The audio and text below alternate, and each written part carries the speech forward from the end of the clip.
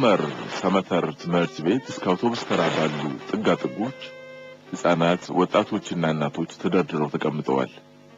አይናቸው ውስጥ የገባውን ሰው አልጋ ይፈልጋሉ በሚል ጥያቄ ያዋክባሉ። በዝናባማውና ውርጭ ባዘለው ምሽት ከአልጋ አከራዮች ጎን ለጎን ራሳቸውን ለገበያ ያቀረቡ ሕፃናት ተደርድረው ፈላጊዎቻቸውን በአይናቸው ይለማመጣሉ። ምሽቱ ወደ 2 ሰዓት እየተጠጋ ነበር። በመንገዱ ዳርቻ ለራት የተዘጋጁ ምግቦች በተጣዱበት ሆነው ጭሳቸው ቡልቅ ቡልቅ ይላል። ድንች ቅቅል፣ በቆሎ ቅቅል፣ በቆሎ ጥብስ፣ ሻይ በዳቦ፣ ጠላና ረቂ ሁሉም በአይነት ቀርቧል። ኬክ የሚመስል ነገር ጎዳና ላይ አንጥፈው ኬክ 1 ብር እያሉ የሚሸጡ ነጋዴዎችም አልመሽባቸውም። በመስጊድ በ34 ቀበሌ በ32 ቀበሌና በዴፖ ቀበሌ ምግብ የሚመስል ነገር ሁሉ እንደ ጉድ ይበላል፣ ፈሳሽ ነገር ሁሉ ይጠጣል። በአግዳሚ ወንበር የታጠሩት የመንገድ ላይ ሻይ ቤቶች በዚያ አጥንት በሚሰረሰር ብርዳማ ምሽት አምባሻና ሻይ ለደንበኞቻቸው እያቀበሉ የራት መስተንግዷቸውን አጣጥፈውታል። የሆድ ጥያቄያቸውን ያሟሉ ደንበኞች ቀጣይ 2 ጥያቄዎችን ለማሟላት ይንቀሳቀሳሉ። የአዲስ ከተማ ትምህርት ቤትን ተደግፈው የዘወትር ተግባራቸውን የሚፈጽሙት በወሲብ ንግድ የተሰማሩት ሴቶች በተለያየ አለባበስ ደንበኞቻቸውን ለማንበርከክ ታጥበውና ታጥነው ይጠባበቃሉ። ለአቅመ ሔዋን የደረሱ የሚመስሉትም በእድሜያቸው የገፉትም በኩል ድፍረትና ወኔ ደንበኞቻቸውን ለማማለል ይሞክራሉ። በየጥጋጥጉ የዋጋ ድርድር ይካሄዳል። ፖሊስ ከነ ዩኒፎርሙ፣ ተማሪ ከነ ዩኒፎርሙ፣ የቀን ሰራተኞች ከነሽርጣቸው ከሴቶቹ ጋር በድፍረት ይነጋገራሉ። ድርድሩ ሲሰምር ደግሞ የመኝታ አገልግሎት የሚሰጡት ኬሻ በጠረባ ቤቶች አንድ እድል ይከፈትላቸዋል።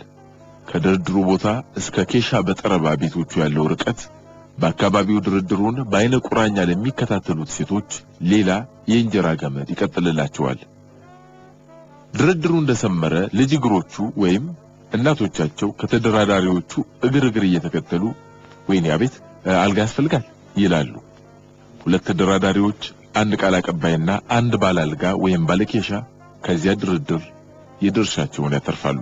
ስንታየው ታሪኩ ወይም ባሪያው በእያንዳንዷ ምሽት ለመኝታው 2 ብር ይከፍላል። አንዳንዴ ገንዘብ ሳይኖረው ሲቀር ማየት የተሰናቸውን በመርዳት ላዳሩ ለጠጅና ለምግቡ ይከፍሉለታል። ለባሪያው 32 ቀበሌና 34 ቀበሌ ያሉት ቤቶች ተባይ ቢበዛባቸው ምቾቶቹ ናቸው። ጅማዎች፣ ወለጋዎችና ወሎዮች የሚባሉት ማደሪያ ቤቶች የተሻሉ ቢሆኑም ለባሪያው አይነት ሰዎች ግን ቦታ የላቸውም። ጅማ ቤቶች ከተለያዩ ክልሎች ወደ አዲስ አበባ የሚመጡና ከመጡም በኋላ ወደ አረብ ሀገር ለሚሻገሩ ተገልጋዮች የተዘጋጁ ማደሪያ ቤቶች ናቸው። በእነዚህ ቤቶች በቡድን የሚመጡ ተገልጋዮችን ማግኘት እንግዳ ነገር አይደለም። ለመኝታ 3 ብር የሚከፍሉ ሲሆን መሬትና ቆጥ ላይ በተነጠፈ ሰሌን ላይ ለመተኛት ግን ከዚህ ዝቅ ባለ ዋጋ ይገኛል። ከመኝታው ስፍራ በተጨማሪ 1 ካንሶላ ሳሳ ያለ የብርድ ልብስ ይሰጣቸዋል። ከነዚህ ቤቶች ባንዱ የቅድሚያ ክፍያ ከፍለን እንደምንመለስ ተናግረን ወጣን። ባለ 3 ብር መኝታችን ሪዘርቭ አስደረግነው ማለት ነው። ሪዘርቭ ስናስደርግ ግን ስማችን አልተመዘገበም፣ መታወቂያም አልያሳዝንም። ባለቄሻ በጠረባዋ ሴትዮ ትኩር ብለው አዩን። በአይናቸው ፎቶ አነሱን። ከዚያ ወተን ሄድን። መኝታው ሪዘርቭ ካስደረግንበት ቤት በስተቀኝ ታዋቂ ጠንቋይ ያሉ ሲሆን ከዚያ ጎረቤት ደግሞ ሌሊቱን ሙሉ ያረቄና የጫት ሽያጭ የሚካሄድበት ቤት ይገኛል።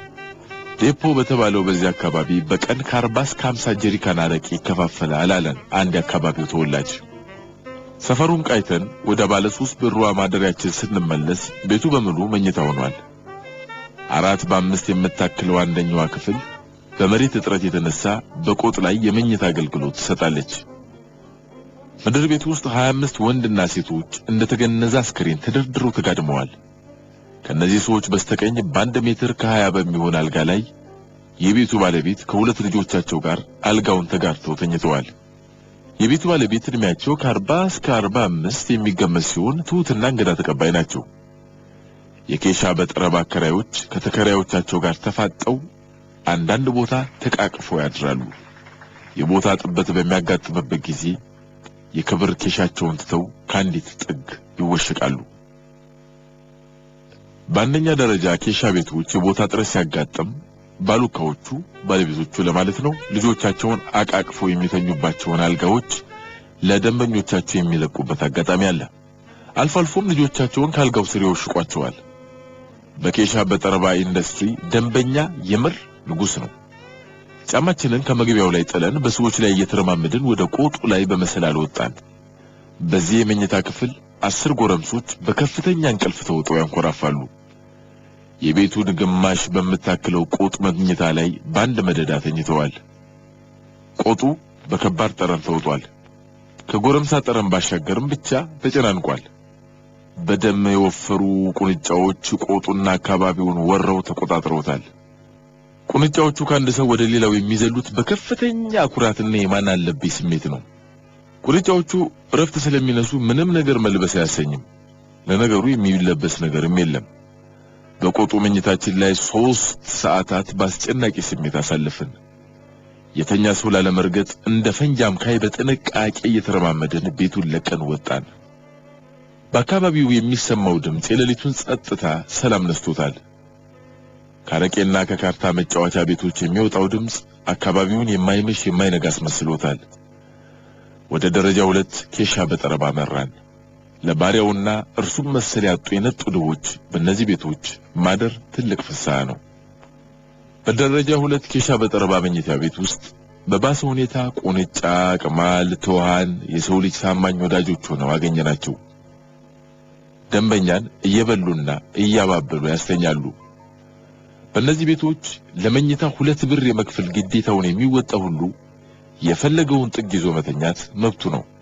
ሁሉም የራሱን ልብስ እንደ ብርድ ልብስ ለብሶ የመተኛት ግዴታ ተጥሎበታል። በእነዚህ ቤቶች ማንም እንደ ልቡ መተኛት ይችላል። ስለ ቤቱ አስተያየትም ሆነ ቅሬታ መስጠት ግን ፈጽሞ አይፈቀድለትም። በዚህ ኬሻ በጠረባ ልዩ ደንበኛ የሚሆኑ ደንበኞች የዱቤ አገልግሎት ይሰጣቸዋል። የኬሻ በጠረባ ሰፈር ሴቶች የአያትነት ጸጋ የሚጎናጸፉት ከ30 እስከ 35 ዓመት ባለው ዕድሜያቸው ነው። ከ15 ዓመት በታች የሆናቸውን እናቶች እዚህም እዚያም ማየት የተለመደ ነው። የእነዚህ ልጆች አባቶች እነማን እንደሆኑ አይታወቅም ይላል አንድ የአካባቢው ተወላጅና ነዋሪ። በቀድሞ ፋሲል ፋርማሲ ጀርባ ባለው 32 ቀበሌ የመኝታ ተጠቃሚ የሚሆን ሰው ደረጃው ከፍ ያለ ነው። አንድ አልጋ ከ7 ብር እስከ 10 ብር ያስከፍላል። አልጋ የሚሉት የሕፃናትና የእናቶች ድምጽ በየ2 እና 3 ሜትር ርቀት ላይ ይሰማል። 34 ቀበሌን እየሰነጠቀን ወደ ውስጥ ዘለቅን። ብዙ ቤቶች እርስ በርሳቸው ተዛዝለዋል። አብዛኞቹ አልጋ ቤቶች በብጣሽ መጋረጃ የተከፋፈሉ አልጋዎች አሏቸው። የምንፈልገውን አይነት ቤት ስላላገኘን በግምት 12 ዓመት ወደሚሆናት አልጋ አከራይ ጠጋ ብለን እርዳታዋን ጠየቅናት። የ6ኛ ክፍል ተማሪ የሆነችው አልጋ አከራይ ስራውን የወረሰችው ከቤተሰቦቿ ነው። መጀመሪያ ፍርሃት ይነበብባት ነበር። በጨዋታ አብረናት ጥቂት ደቂቃዎችን ስናሳልፍ መሳቅ መጫወት ጀመረች። እኛም ፍቅረኛሞች ወይም ሴት ገዝተው የሚመጡ ጎረምሶች ያሉበት ክፍል ማደር እንደምንፈልግ ሹክ አላት። እንደ ማመንታት እያለች ርዕስ ከኩለ ሌሊት 6 ሰዓት መቆየት ይኖርባችኋል የሚል ምክር ለገሰችን። ጉዟችንን ልንቀጥል ስንል ሴት ይዘው የሚመጡ ሰዎችን ተከትሎ ከነርሱ ጎን አልጋ መያዝ ይቻላል ስትል በለሆሳስ ሹክ አለችን። ተስማማን። ቀን ቀን በህዝብ ተጨናንቀውና ተጣበው የሚታዩት የመርካቶ አውራ ጎዳናዎች ምሽት ላይ ይሞረቀቃሉ። 24 ሰዓት የወሲብ ሽያጭ የማያቋርጥበት የአውቶቡስ ተራው 12 ቀበሌ የማታ ተረኞችን በዜሮ አምፖል በተደናገዙ ክፍሎች ያስተናግዳል። የወሲብ ሽያጩ ከኑሮ ውድነቱ ጋር ትንቅንቅ የገጠመ ይመስላል። ሁለታችንም ዋጋ ለማጣራት በተለያየ አቅጣጫ ተሰማራን። የአጭር ጊዜ ቆይታ በ10 ብር ያዳር ከ30 እስከ 60 ብር ይዋዥቃል። በአዲስ ከተማ ትምህርት ቤትና በቴሌው መስሪያ ቤት ግንብ ስር በርከት ያሉ ሕፃናት፣ ጠና ያሉ ባልቴቶች፣ ወፍራም፣ ቀጫጭን፣ ቆንጆ፣ መልከ ጽፎች በአይነቱ ተደርድረዋል። ሴት የፈለገ ባይኑ ቃኘት እያደረገ ይመርጣል። ልቡ የከቸላትን ሄዶ ዋጋ ይደራደራል። ሰዓቱ ከምሽቱ 4 ሰዓት ሆኗል። ሁለታችንንም የማታው ቅዝቃዜ ውስጣችንን ገብቶ እያንዘፈዘፈን ተደራዳሪዎችን ባንክሮ እንከታተላለን። አንዱ ድርድር የተሳካ ይመስልና ይፈርሳል። እንዲሁ ሌሎቹም ከረጅም ውይይት በኋላ የተስማሙ መስለው ድርድሩ ይከሽፋል። እላስ ጨራሹ የግዢና የሽያጭ ድርድር በአንዲት የ18 ዓመት የሚጠጋት ወጣትና በአንድ ደግሞ ዘለግ ባለ ቀይ ጎረምሳ መካከል ተሳካ። ይህንን ጊዜ የቀድሞዋ ልጅ ምክር ቦታውን ስላገኘ ተደሰትን። ተከታተልናቸው። አንዲት ባላልጋ ቀለበቻቸው። ሁለቱን ወጣቶች ወደ ቤቷ አስገብታ በሩን በላያቸው ላይ ጠረቀመችው። ከጥቂት ደቂቃዎች በኋላ በሩ ተከፍቶ ሌላ አልጋ ፈላጊን ፍለጋ ባለቤቷ ብቅ አለች። ከጓደኛዬ ጋር ተያይተን ጠጋላት። አልጋ ይኖርሻል? ይኖራል ብላ እየመራች ሁለቱ ወጣቶች ወደ ገቡበት ክፍል ይዛን ገባች። እቅዳችን ሰመረ ማለት ነው። 3 በ4 በሆነችው ክፍል ውስጥ የጠላውና ያረቄው ሽታ ብቻውን ነክሷል። በትንሿ ክፍል ውስጥ ትንሽ አልጋ የተዘረጋባት ሌላ ክፍል አለች። ከበሩ ትይዩ ወደ ኮርኒሱ የሚያስወጣውን መሰላል እየጠቆመችን ምድር ወይስ ቆጥ ላይ በሚል የምርጫ ጥያቄ አቀረበችልን። ሁለታችንም ቆጡን መረጥን። ቆጡ የቤቱን ግማሽ ይሸፍናል። በመሰላል ወደ ላይ ስንወጣ 3 በካርቶን የተከፋፈሉ ክፍሎችን አገኘን። በቆጡ ክፍል ላይ መቆም ፈጽሞ የማይታሰብ ነው። ጥሩ ወገብ ያለው አጎንብሶ መሄድ ይችላል። ይህንን ማድረግ ያልቻለ በዳዴ ልጅነቱን እንዲያስታውስ ይገደዳል። የክፍሎቹ ግድግዳም ሆነ በር የተሰራው ከካርቶን ነው። በክፍሎቹ ውስጥ አነስተኛ አልጋዎች ተዘርግተዋል። በካርቶን ግድግዳና በማደሪያ የተወጠረው ኮርኒስ እንደ ዜሮ ሻማ አምፖል ለሁለት ክፍል እንዲያበራ ተደርጎ ተሰቅሏል። ከሶስቱ የካርቶን ክፍሎች በመካከለኛው ለመተኛት ወደድን። ከበስተቀኝ ካለው ክፍል ከኮሽታው ጀምሮ እስከ ኮንዶም መቅደድ ድረስ ያሉት ድምጾች ይሰማሉ። ቀድሞውን የገቡት ወጣቶች ጋር ጎረቤታሞች ሆነናል። ባንተያይም እንሰማማለን። አገር ሼት ነው አላት ወንድየው። የመጣችበትን ነገረችው። ቦታውን እንደሚያውቀውና ከዚያ ዘመዶች እንዳሉት ይተርክላት ጀመር። አሁን የት ነው የምትኖሪው? በርበሬ ተራ ጀርባ 42 ቀበሌ እንደሆነ ነገረችው። ወሬያቸው ደራ። አገር ዘመድ ጎጥ ሳይቀር ይጠያየቃሉ።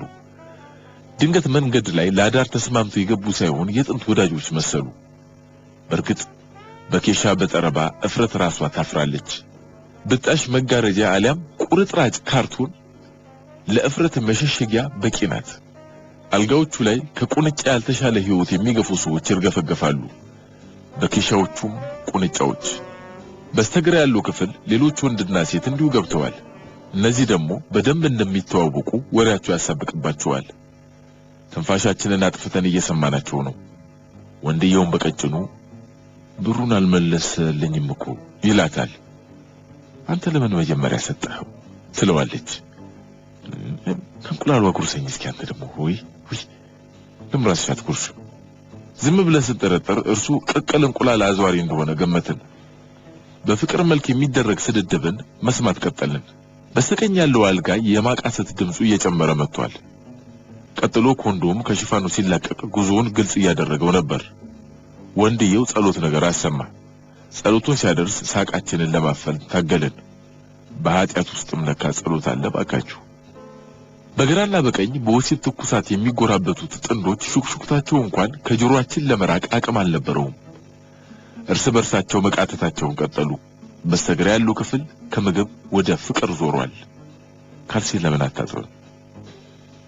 ተጠጊ ወደ እኔ ዝም ብለሽ። ይሄ ቃል እንግዲህ የፍቅር መሆኑ ነው። ወንዱ በፍቅር ይሳደባል። ካፍታ በኋላ ቆጧ በሌላ ስራ ተጠመደች። ቁልንጫዎቹም እንዲሁ ተዋኖቹም እንዲሁ በነጻነት ወደ ላይ ወደ ታች ይላሉ። ሩጫቸውን ካጠናቀቁ በኋላ ዝምታ ሰፈነ። ከዚያ በላይ በዚያ ቆጥ ውስጥ መቆየቱ ትርጉም አጣንበት። ቆጡን ወርደን በርጋ ስንደርስ በሩ ከውጭ ተቆልፎ አገኘነው። አሬ ከፋች አለህ የሚል ጥሪ አሰማን። ነገር ግን ሰሚ አላገኘንም። ምን ማድረግ እንዳለብን ስንማከር የሰማችው በታችኛው አልጋ ከወንድ ጋር የተጋደመች ወጣት ራሷን ላፍታ ከወንድ ክንድ አላቃ ቀና በማለት ከዚህ ሰዓት በኋላ መውጣት እንደማንችል ነገረችን። ለምን? በሩ ከውጭ በመቆለፉ የቤቱ ባለቤት ሌላ ያልጋ ተከራይ ለማምጣት ርቃ ወደ ዋናው መንገድ በመሄዷ። ከሰዓት ጥበቃና መንቆራጠጥ በኋላ የቤቱ ባለቤት ሌሎች ጥንዶችን ይዛ ተመለሰች። በዚህን ጊዜ ለ30 ደቂቃ ከታገትንበት ክፍል መውጣት ቻለን። እኩለ ሌሊቱ ተጋምሷል። አውቶቡስ ተራ አሁንም አልተኛችም። አልጋ አለ አልጋ አልጋ የሚሉ ድምጾችን አሁንም አላደከመችም። እዚሁ መዲናችን አዲስ አበባ አውቶቡስ ተራ ላይ ሰውና ቁንጫ ቁንጫና ሰው እንዲህ ይኖራል።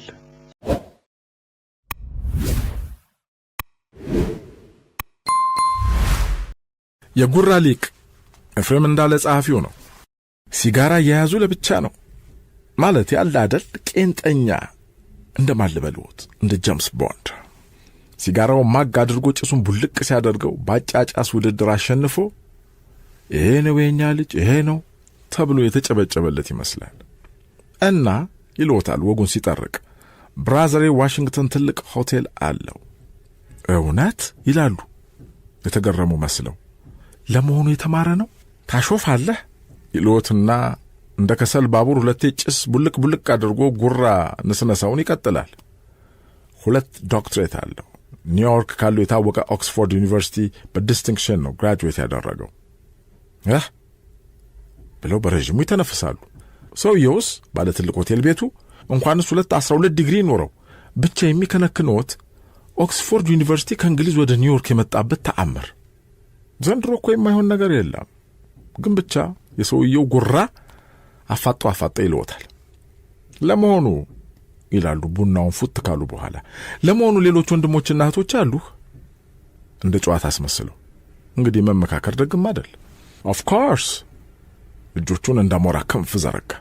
ሌሎች 2 ወንድሞች አሉኝ። አንደኛው ስዊድን የታወቀ ዶክተር፣ ሌላው ፓይለት። እሱ ጉራውን ሲተረተር የእርሱ ሐሳብ ምድር ለቆ ይሄዳል። እንዲያው ለመሆኑ ይላሉ በሆዶ የሰው ወንድም በሙሉ ፓይለትና ዶክተር ከሆነ በየሌላው ሥራ ያለው ሺህ ሰው የማን ወንድም ሊሆን ነው? ሰውየው ቀጥሏል። እቴ ሆስቴስ ነች። ይሄ ሰውዬ ቀስ ብሎ አየር መንገዱን ብቻ የኛ ነው እንዳይለኝ ብለው ይሰጋሉ በሆዶ።